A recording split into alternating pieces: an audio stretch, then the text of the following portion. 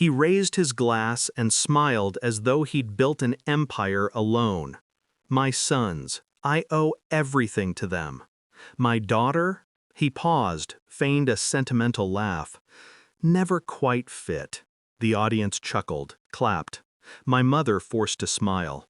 I stood, and I handed him the box. When he opened it, his hands trembled. The laughter died. Then he screamed, raw, guttural, the sound of a man watching his throne burn. That's when I spoke, calm, steady, ready. He was my father, my teacher, my example. I spent my childhood trying to earn his nod. My brothers got it freely, the clap on the back, the proud smile. Me? I got silence. Correction, at best, indifference. Still, I fought for him. I studied his business late into the night. I stayed quiet when he dismissed me in boardrooms. I swallowed humiliation when clients mistook me for an assistant. Every insult, every slight, I carried it like a soldier carries orders. But loyalty has limits, and he crossed mine the day I discovered what he had been hiding. It started with a whisper. Numbers in the accounts didn't line up. A shipment recorded but never received. I followed the trail. At first I thought it was incompetence. Then I saw the shell companies, properties in other names, a hidden ledger that didn't just hold transactions, it held evidence. Evidence of laundering, of bribes, of crimes that could topple everything he built. He wasn't just a cold father, he was a criminal, a coward hiding behind the illusion of legacy. And worse, he had funneled everything to my brothers. I wasn't written into the future at all.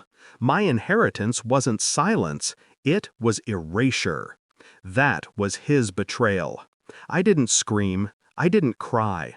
I sharpened my silence into a blade. Piece by piece, I gathered. Contracts, bank statements, fake signatures. I traced every lie back to him. No one saw me coming. No one ever does when you've spent your life invisible. Then I built my own empire in secret. Quiet investments, discreet partnerships, a network that didn't carry his name, it carried mine. The day I realized I didn't need his recognition was the day I decided to take his crown. Not through begging, not through tears, but through strategy. First, I exposed him silently. A whisper here, a leak there. Competitors suddenly had leverage. Clients pulled away. My brothers scrambled, but the ground was already splitting beneath their feet. Then I made my move. I took his partners, the ones who trusted his charm, and showed them the truth hidden in his books. They didn't argue. They defected. One by one, contracts shifted hands. He didn't even see it, not until it was too late. The empire he thought unshakable was mine. And now, here he stood at his retirement party, his sons beside him, his loyal board applauding, his daughter invisible once again, until I handed him the box. Inside, the original ledger. Every crime, every falsified record, every betrayal he thought buried. He screamed because he knew what it meant. That ledger wasn't just a book. It was a death sentence for his career, his reputation, his legacy. And while he screamed, I spoke. I've already filed copies with the authorities. The board has resigned. The partners have transferred. You're done. And the company? I looked around the stunned room, my voice cutting through the silence. Is mine. He tried to stand, but his legs shook. He looked at my brothers, desperate, but they stayed frozen, pale. He looked at me, really looked at me, for the first time in years.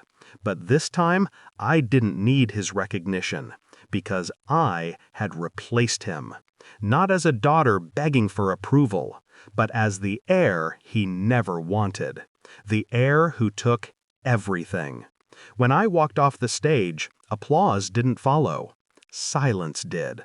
A heavy, stunned silence. But it was enough. I didn't want their clapping. I wanted his crown. And I had it. He built an empire out of power and arrogance. I rebuilt it with patience and precision. He screamed, I smiled. Because in the end, the daughter who never quite fit became the only one who belonged.